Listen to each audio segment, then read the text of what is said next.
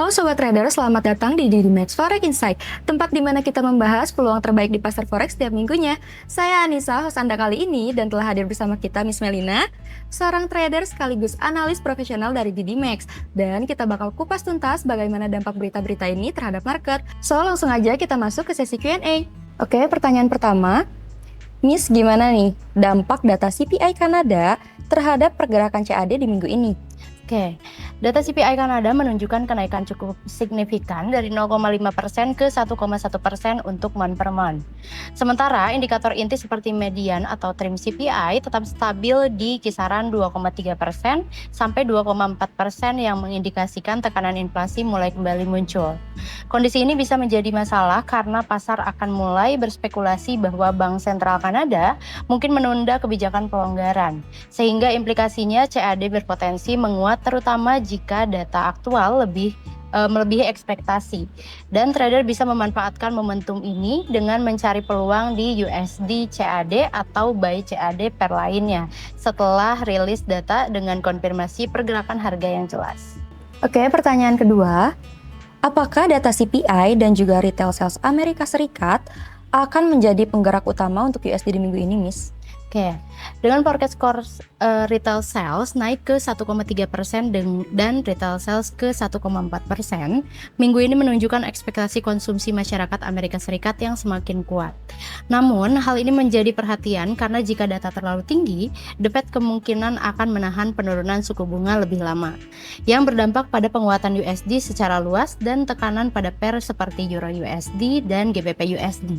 Sehingga, trader perlu fokus pada selisih antara data aktual dan forecast serta memanfaatkan volatilitas saat news dengan strategi breakout yang disiplin. Oke, next. Miss, bagaimana nih peluang GBP dari data tenaga kerja dan juga inflasi Inggris?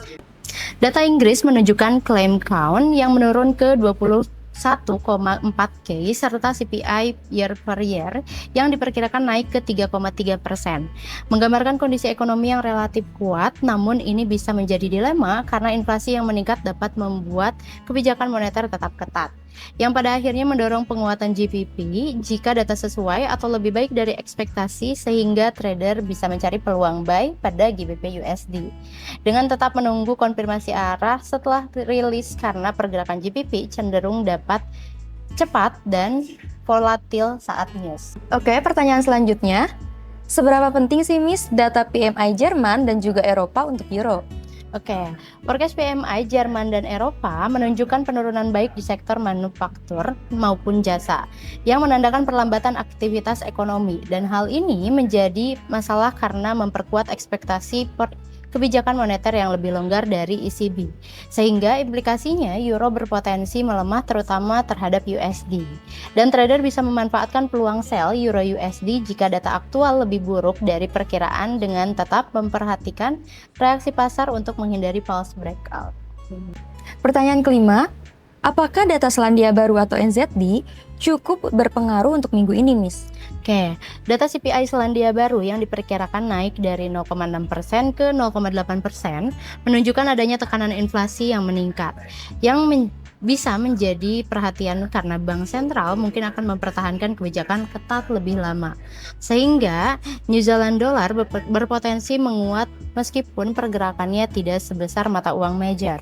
Dan trader dapat memanfaatkan peluang ini pada pair seperti New Zealand Dollar ataupun USD dengan pendekatan yang lebih sabar dan memperhatikan sentimen global sebagai konfirmasi arah. Oke, pertanyaan terakhir.